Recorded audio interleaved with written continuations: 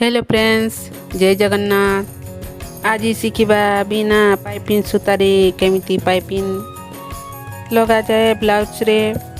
प्रथमे तो ब्लाउज बलका कपड़ा को सीधा करी रखिदेबा एवं गोटे कोणरू गोटे कोण पट को स्केल द्वारा गार देदेबा। 1.5 इंच व्यवधान रे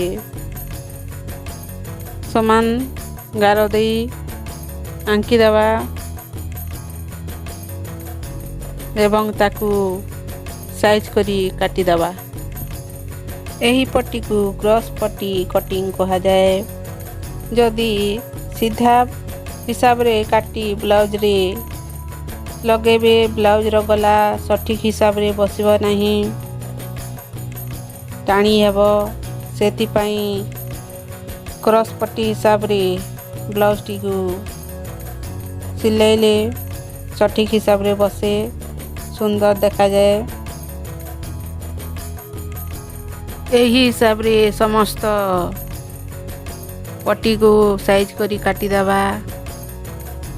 आंकी देबा चौक हिसाब रे। तापरे समस्त पट्टी रो ऊपर पट को साइज करी काटिदेबा। टेढ़ा मेढ़ा होइछि ताकू सठिक हिसाब रे साइज करी काटिदेबा।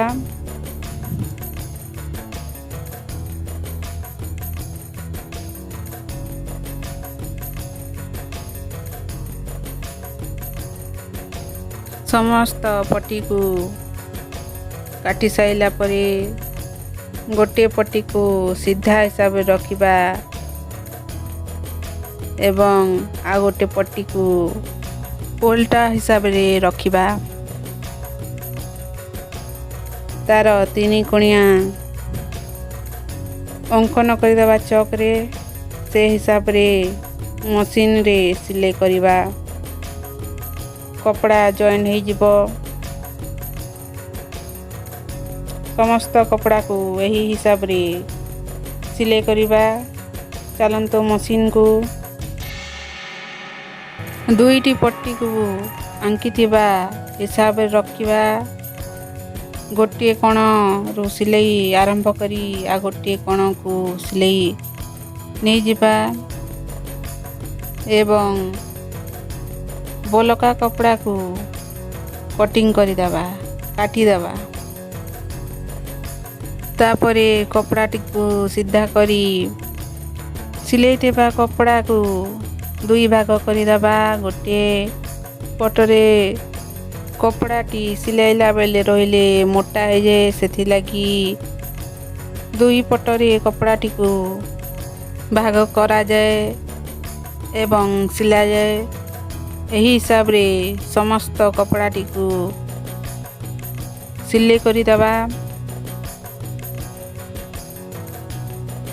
आगरू आपण माननकु ब्लाउज कटिंग सिखेछि। एही वीडियो को जाई देखंतु, नहेले आई बटन दे दउछि देखि दियंतु। जदि मो चैनल ले केही नुआ दिले चैनल को सब्सक्राइब करंतु, लाइक करंतु, कमेंट करंतु एवं शेयर मध्य करि दियंतु। आगको एमिति बढ़िया बढ़िया वीडियो आनिबी।